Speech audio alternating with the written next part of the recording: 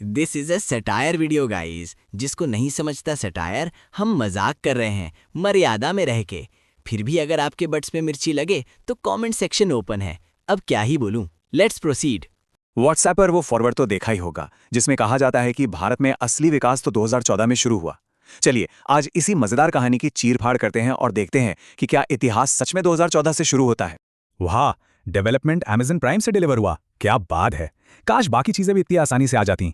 सुनने में तो बड़ा मजेदार लगता है ना, लेकिन मजाक अपनी जगह। चलिए इस सोच के पीछे की सच्चाई को थोड़ा कोरेते हैं और देखते हैं कि ये कितना खरा उतरता है। तो अगर 2014 से पहले भारत सिर्फ एक सर्वाइवल मैप था, जैसे कोई वीडियो गेम चल रहा हो, तो सवाल ये उठता है कि आज़ादी के बाद के उन 70 सालों में आखिर चल क्या रहा था। क्या सब लोग बस हाथ पर हाथ धरे बैठे थे और एक डिलीवरी का इंतजार कर रहे थे। तो सबसे पहले बात करते हैं एक बहुत ही मजेदार प्रॉब्लम की, जिसे कहते हैं फ्रेंडली फायर। जब कोई कहता है कि 70 साल बर्बाद हो गए, तो अनजाने में वो निशाना किस पर साध रहा है।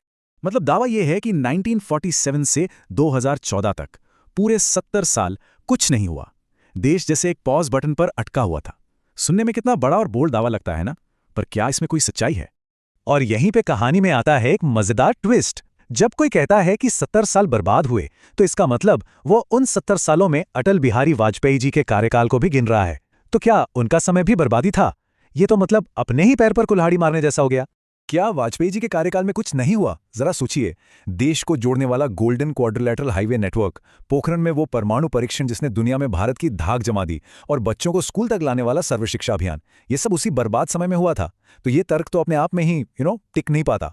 ओके, तो पॉलिटिक्स को थोड़ी देर साइड में रखते हैं और सबसे बेसिक चीज पर आते हैं, खाना और सेहत। क्या हम 2014 से पहले सच में किसी हंगर गेम्स वाली दुनिया में जी रहे थे, जहां सबको बस जिंदा रहने के लिए लड़ना पड़ता था? बस इस एक नंबर को देखिए। 1947 में जब भारत आजाद हुआ, तो एक औसत भारतीय की उम्र होती थी सिर्फ 32 साल। 2014 तक ये दोगुने से भी ज्यादा होकर 65 साल के पार चली गई। ये कोई छोटा मोटा बदलाव नहीं है, ये एक पूरी की पूरी पीढ़ी की जिंदगी बदलने जैसा है। और हाँ, ये कोई रातों रात हुआ जादू नहीं था। इसके पीछे दशकों की मेहनत थी। पोलियो और चेचक जैसी बीमारियों को खत्म करने वाले बड़े बड़े टीकाकरण अभियान और एम्स जैसे वर्ल्ड क्लास हेल्थ इंस्टीट्यूशंस की स्थापना, जिनकी नींव तो 1956 में ही रख दी गई थी। अच्छा, एक और सवाल, अगर कुछ हो ही नहीं रहा था, तो फिर ये अमूल का मक्खन और घर घर में गेहूं की रोटी कहां से टपक पड़ी? ये सवाल हमें एक और बहुत बड़ी कहानी की तरफ ले जाता है, जिसे अक्सर भुला दिया जाता है। देखिए, एक जमाना था जब भारत को खाने के लिए दूसरे देशों से आने वाले जहाजों पर निर्भर रहना पड़ता था। इसे कहते थे शिप टू माउथ इकोनॉमी। लेकिन फिर आई ग्रीन और व्हाइट रेवोल्यूशन, जिन्होंने पूरा खेल ही पलट दिया।